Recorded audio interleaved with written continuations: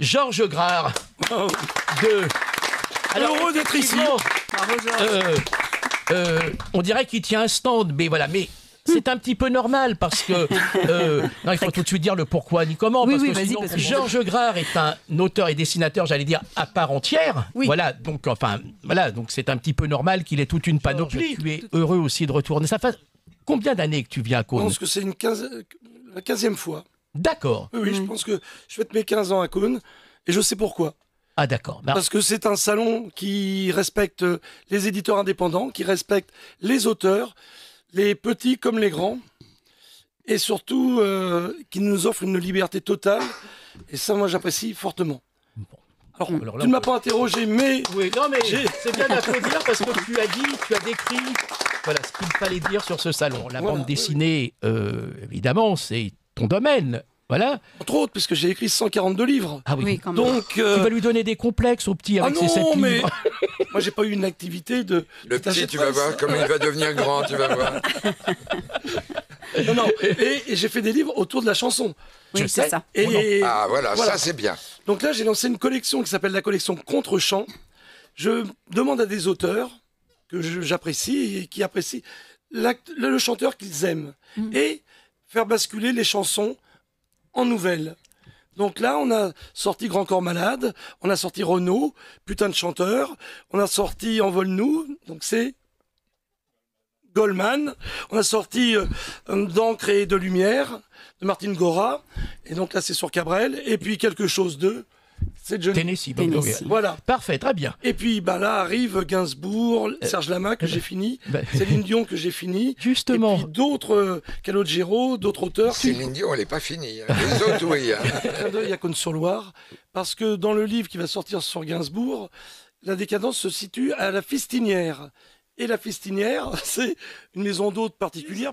Et François Mallet, l'auteur, est devenu un grand auteur de livres et il habite Cône-sur-Loire. D'accord. Et il sera présent au Salon du Livre. On fait la boucle. Il sera Très présent avec son nouveau livre, Les girafes blanches. Très bien. Voilà. Mais peut-être qu'il ne connaît pas l'histoire que je viens de raconter. Mais sûrement pas. Ah, voilà. Que De Gaulle est Maintenant, mort il a la créé- nuit du lancement de la décadence. Alors, Bon, alors, éditeur, auteur de bande dessinée, scénariste, journaliste, écrivain, enseignant, footballeur. Oui. Et ping-pong man. Épongiste. Épongiste. Épongiste. C'est ça, pongiste. Ah oui, pongiste. Épongiste. Pas épongiste. hein. C'est ça. Alors, non. quel a été ton... Depuis le début, parce que je te connais pas du tout, qu'est-ce qui t'as été privé de BD quand t'étais petit? Mais alors, pas du tout. Non. Moi, j'étais footballeur à la fin de carrière, parce qu'à l'époque, on gagnait pas 1 100, mais on gagnait 1000 quand même. Et en fin de carrière, bah, il a fallu que je me trouve un métier. J'ai passé le concours d'école normale. Je suis arrivé instituteur et un jour, un enfant de ma classe m'a demandé ce que je pouvais faire pour lutter contre le chômage. Et ça m'a bloqué. Je dis, moi, je peux t'inventer un métier. Mais attention, un métier qui n'existe pas. Il m'a dit, oh oui, invente-moi un métier. Il y a une grande banane qui lui a traversé le visage. Et donc le lendemain, je suis arrivé déguisé en blagagiste. J'avais un blagage à la main et j'ai sorti des blagues. Et toute la classe m'a réclamé un métier. C'est devenu l'alphabet des métiers farfelus, mon premier livre. Oh, C'est incroyable, Oh, ça. c'est incroyable Voilà. ça. Et alors après, j'ai fait l'alphabet des bêtes Oui, farfelues, oui. l'alphabet des inventions farfelues. Puis je voulais continuer. Et puis un jour, j'ai fait une demi-journée sur la bande dessinée. Et puis les enfants de ma classe, je leur avais dit, apportez votre BD préférée. Et on était en 2000. Et donc je vous pose la question, quelle est la BD que les enfants lisaient en 2000 ? Titeuf. Moi. Et Ah, moi j'en Titeuf, avais marre de oui. Titeuf. J'aimais bien, mais j'avais des CE2 et je trouvais que c'était un peu en dessous de la ceinture pour eux et que c'était bien pour les fins de 3e cycle et puis collège. Et je leur ai dit, écoutez, moi je vais vous faire rire. J'ai fait ma première bande dessinée qui s'appelle Léo et Lu, la relation frère-sœur. Et ça a été... Ah oui, on est à plus de 200 000 vendus. Le 11e tome arrive. Bah, je l'aurai à Cône-sur-Loire. Il sort pour Cône-sur-Loire. Ok. Ça va s'appeler Léo et Lu se la pète. Mais il pète vraiment, non. Le petit Léo, le petit frère, il pète dans l'eau de la piscine. Et la grande sœur lui dit, mais c'est pas possible. Il me dit, bah, c'est juste un coup de paix dans l'eau. Oh, joli. Voilà. Ah oui. Bon, bah, c'est l'humour, Léo et Lu, beaucoup de jeux de mots. Oui. C'est le ministre de l'Éducation qui dit qu'il faut éduquer les enfants. Mais pourquoi t'es à la télé? Oh, mais ils disent trop de gros mots à la télé. Évidemment, ils ont écrit éducons. Ah oui, Voilà. bien. Donc C'est c'est rigolo. une BD particulière et très rapide parce que c'est du strip. Le strip, c'est sur une page. C'est une page. Non, c'est sur une bande. Ok, ouais. Voilà, donc Comme il y a Garfield. beaucoup de Ah, gags. D'accord. Voilà. Ah, c'est bien. Et puis en 2004, Eh ben, en 2004-2005, j'ai eu un enfant handicapé dans ma classe qui m'a dit on parle de nous mais on ne nous montre pas. Et j'ai fait la première bande dessinée au monde avec des héros handicapés. C'est ça. Parce que hors BD familial, il existait les comics américains, Daredevil était aveugle, X-Men, il y a le professeur Xavier qui est en fauteuil. Ouais. Eh ben, moi j'ai fait la bande à Ed, et la bande à Ed, ils ont tous un handicap. Sauf Cathy, qui est belle, valide et amoureuse de Ed, qui est en fauteuil. Mais il y a Gat qui est nain, qui souffre de nanisme, Chang qui est malvoyant, Sam qui est obèse, Tommy qui est déficient, c'est du handicap invisible. Et ça fait une bande super joyeuse. Et, puisque je vais plus loin, quand le tome 8 sort 3 mois avant les Paralympiques, on fait la bande à aide aux Paralympiques. Ah bah oui. Et vous allez tous vous dire, mais c'est génial, une BD légitime, puisque c'est le tome 8 d'une bande qui fonctionne bien, puisque plus de 200 000 ventes. Eh ben c'est génial. Eh ben oui, mais les libraires ne nous ont pas pris. Pourquoi? 158 commandes en librairie. 3 mois avant les Paralympiques. J'avais un mauvais diffuseur-distributeur. D'accord. Les libraires ne sont plus là pour les indépendants, c'est malheureux. Nous, les indépendants, on ne peut plus toucher les librairies indépendantes. J'en suis à 8000 vendus en l'espace de 10 mois, enfin presque un an maintenant. Moi, je remercie Cône-sur-Loire. Je remercie tous les festivals du livre. C'est là qu'on a notre public, c'est là qu'on rencontre les gens, et puis c'est là qu'on est apprécié. Et puis moi, j'ai des tonnes maintenant de fans de partout, parce que tous les week-ends, je suis en salon. Mes auteurs sont aussi en salon, et c'est comme ça qu'on fonctionne. Et moi, je dis merci Marguerite Michel pour Cône-sur-Loire, parce que c'est grâce à elle, et je ne suis pas le roi de la brosse à reluire. Je sais bien, ouais. Eric me connaît là-dessus. Je suis très vif et très taquin même. Mais là, je reconnais que Cône-sur-Loire, qui est l'un des meilleurs, mais il y en a d'autres aussi. Je dis aux gens, soyez curieux, c'est malheureux, mais les libraires sont noyés de livres. Et c'est pas eux que je critique. C'est le système de diffusion, distribution. Les gros éditeurs, les gros bras d'édition noient les libraires d'office, de livres obligatoires. Tous les matins, les libraires reçoivent des cartons entiers de bouquins, de chez Hachette, de chez Gallimard, de partout. Et puis, ils ont qu'un seul, ils les payent. Ils ont qu'un seul intérêt, c'est de les ouvrir, de les mettre en tête de gondole, parce qu'ils ont le droit, 3 semaines après, de les renvoyer en retour. Certains le font. Mais ils sont remboursés 60 jours après. Donc, on joue sur leur trésorerie. Donc, nous, les indépendants, le commerciaux y passe. D'ailleurs, il n'a plus de rendez-vous, parce qu'ils sont noyés de livres, les pauvres libraires. Et puis, il lève le petit doigt, il dit, moi, j'ai une BD avec des héros handicapés. Et puis, c'est pire que ça, même, si je vous racontais. la bande à aide aux Paralympiques, ignoble. C'est-à-dire que mon diffuseur-distributeur, il a eu 500 commandes chez les Leclerc, les Cultura et les Fnac. Mais, quand vous rencontrez un responsable du rayon BD, par exemple, de chez Cultura, il va vous en commander 10, oui. Mais les 10, ils passent par la centrale d'achat qui infirme ou confirme les commandes. Et dans le cas de la bande à aide aux Paralympiques, ils ne croyaient pas du tout à des héros handicapés, ils ne croyaient pas du tout aux Paralympiques. C'est nul. Et je le dis sciemment. Ils ont infirmé 2/3 des commandes. Voilà le résultat. Voilà, merci Cône-sur-Loire. Ouais, carrément. Qui nous permet. Donc, moi, je sais qu'à Cône-sur-Loire, je fais entre 100 et 200 livres de vente.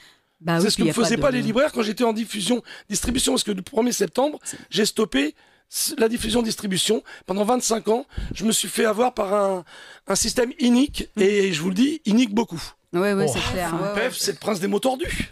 Bref, c'est le grand littérateur, c'est le grand écrivain de la littérature jeunesse. Il est arrivé en 79 avec le prince des mots tordus. Bonjour les petits glaçons, bonjour les petites billes. Comment ça? C'est les garçons et les filles. Lui, il a réussi à mettre de l'humour, il a réussi à mettre des mots, des jeux de mots dans la littérature jeunesse. Bref, il a 250 titres à son passif et la boucle est bouclée parce qu'il est venu dans ma classe. C'est lui qui m'a dit, toi, écris. Parce qu'il avait vu tous mes métiers farfelus autour du mur de ma classe quand il est intervenu dans ma classe. C'était la médiathèque qui l'avait invité. Et PEF, je viens de faire le tour de la raison et de la maison. Je viens de publier le dernier PEF qui s'appelle Le Claude de la route. C'est les 2 petits personnages de piétons qui se libèrent du panneau et qui vont vivre des aventures. C'est sympa. Voilà. Merci, superbe. T'étais prof de quoi? Moi, j'étais un stit. Un stit? Oui. Oh, c'est super. Je déteste le terme professeur des écoles. On nous a bien eu avec professeur des écoles en 89. Mais c'est super, mais en fait, tu as répondu à toutes mes questions en indé. Ah bah Mais qu'est-ce que je pourrais te dire d'autre? Alors, tu as des projets, Ah bah, t'en as déjà écrit moi beaucoup. j'insiste sur hein. la collection Contre-champ, parce que je fais venir des auteurs à moi. Oui, parce qu'il faut savoir, je parle de moi, mais je suis éditeur aussi. Oui. Et moi j'ai écrit 140 bouquins, j'ai publié plus de 250 titres. Ok. Dont, et là moi je tiens à le dire, je sais pas si Ah bah, justement. c'est le moment, j'ai publié la biographie des Charlots. Oui, Et j'avais je veux dit, il y rendre avait un un petit hommage. passage qui était prévu, mais bon. Je veux vous rendre un hommage, mais un hommage puissant à Jean Sarrus, qui est, je l'appelais l'homme qui riait d'abord avec les yeux. Et alors c'était une tonne de joyeuseté, de voilà. Et Jean est parti il y a 3 semaines. C'était son anniversaire Hier. samedi dernier. Hier, oui, ça, Ah oui, oui. hier, t'as raison. Oui, hier, oui, Il y a c'est une vrai. grande fête qui a eu lieu en Bourgogne, une brocante qui lui a été dédiée. Et Jean, mais alors ce livre-là, je le conseille à tout le monde, définitivement Charlot. Je vais sortir la 2e bande dessinée de Jean. Bande dessinée posthume. On va en reparler tout Voilà. à l'heure, parce que Et voilà. je t'ai dit, il Mais est j'ai prévu un publié petit aussi- passage, je te l'avais dit avant, tu vois. J'ai publié Bernard Sauvard, Alain Turban, des chanteurs. D'accord. J'ai publié Jean-Paul Rouland à mes débuts. D'accord, Et là, c'est une d'accord. fierté parce que voilà, c'était un livre magnifique. Il avait tout écrit à la main. Il n'y avait pas l'intervention de l'ordinateur. Oh, Et bah donc, oui. en 2000, c'était D'accord. Et récemment, je l'ai vu et il m'a dit, je vous présente mon éditeur. Il a dit ça à ses amis, je vous présente mon éditeur, mais néanmoins ami. Ce qui voulait tout dire pour lui, et c'est ma légion d'honneur. Non, c'est bravo, super. Bravo, Georges. Voilà, donc je voulais insister sur la collection Contre-champ. Non, je veux la Non, mettre je veux auprès pas des dire gens, parce que comme je suis plus en librairie, Oui. ça c'est une collection qui va être... il va y avoir tous les chanteurs. Je demande d'ailleurs, Tu... Grégoire, Je vais attraper la maladie. on n'a pas Michel Berger, donc je vais demander à Grégoire de prendre 8 chansons de Michel Berger ou de France Gall, ou de Michel Berger uniquement, et puis de faire 8 nouvelles librement inspirées Bah, très bien. de Michel Ah ouais, Berger. super. Et donc, Grégoire va devenir un auteur Grare Édition. Ouais. Et on va l'appeler Grégoire Édition. Édition. C'est Grégoire Grégoire Édition. Édition. Ah bah oui, Oui. 10% Oui. comme tous les auteurs. Voilà. Ouais, génial. On a eu à se présenter un jeune chanteur dont je m'occupe en tant qu'attaché de presse et qui est aussi auteur. Voilà. Et avec qui on va faire une série qui va s'appeler Sueur froide, Oui. qui va être un peu comme Chair de poule. Oui. Et il y a 3 ouvrages qui vont paraître de lui en septembre. Ça pour l'information. Alors, on peut dire de qui il s'agit, Ah bah, puisque tout le monde le connaît ici. Voilà. Martin Rossès, voilà, donc on va l'entendre dans Il quel... écrit très bien. Voilà. Des chansons.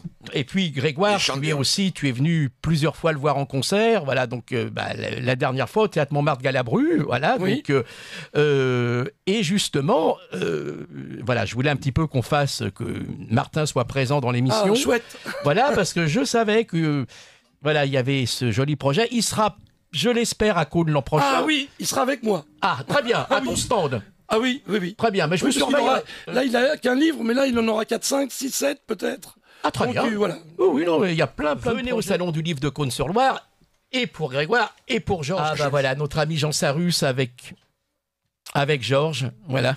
Ouais. On va en revenir, on va en reparler dans quelques sacré instants. bonhomme. Oui, on continue. J'ai une pensée pour Et Sandra. là, Ah, bah un autre sacré bonhomme. et ben voilà, Valérie avec son papa André Gaillard. Oh oui. Voilà. Mon cher Georges, Jean Sarrus, Eh oui, oui, oui. et cher, tu Alors, peux en faut parler. savoir qu'à Cône-sur-Loire, quand même, il y a un Charlot qui y habite. Ah ouais? Jean-Guy Fechner habite Cône-sur-Loire. Voilà. C'est qui? Jean-Guy, bah, c'est le grand barbu Ah oui, d'accord. qui a remplacé. Ah. Comment il s'appelle? Louis Régaud. Louis Régaud. Ah, Quand Louis d'accord. Régaud est parti, le frère du producteur, Jean-Guy Fechner, est venu dans l'aventure des Charlots. Et il habite Cône-sur-Loire. Oui, ben moi, je crois que j'ai. Je peux. Mais pourtant, il n'y a rien à Cône. Cône-sur-Loire. Ah bah, comment ça, il y a Il y a rien des champs. il y a Non, des- c'est Il y a pas des vrai. vaches. Et la Loire, qu'est-ce que tu en fais? Elle coule. Attention, et Juste un petit mot sur Jean. C'était un raconteur et une mémoire. Des anecdotes, il en avait des tonnes. Elles sont dans le livre, elles ne sont pas dans le livre.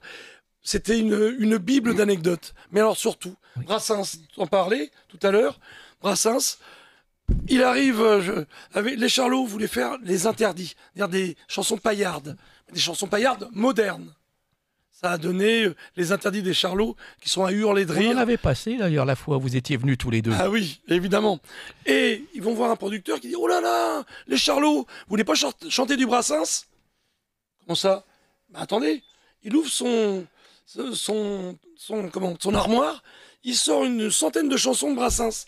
Parce que Brassens, après chaque dîner avec ses copains, il chantait des chansons de cul. Ah bah oui. Ça... Clairement.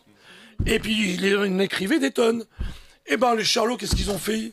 Ben ils ont pris des chansons, et puis ils en ont fait une. D'ailleurs c'est Jean, il me disait Jean, moi c'est ma légion d'honneur. Je suis avec Georges Brassens et Jean Sarus sur du Vicaire, qui a une santé précaire. Donc il a chanté. Et je lui dis, d'accord, mais les autres chansons, c'est vous qui les avez créées. D'ailleurs, il y a des chansons magnifiques dans ces interdits. Et les 99 autres chansons, vous en aviez une centaine de Brassens quand même. Ah bah tu sais, on s'appelle les charlots, hein. Faut pas trop nous demander. Hein. C'est mignon. Et c'est vrai, oui, Jean est venu 2 fois, et puis effectivement, on avait fait une émission ensemble, vous étiez tous les deux. On embrasse aussi Sandra, bien sûr. Qui ne pouvait pas venir parce qu'elle travaillait aujourd'hui, sinon je voulais qu'elle soit avec nous, mais elle verra l'émission.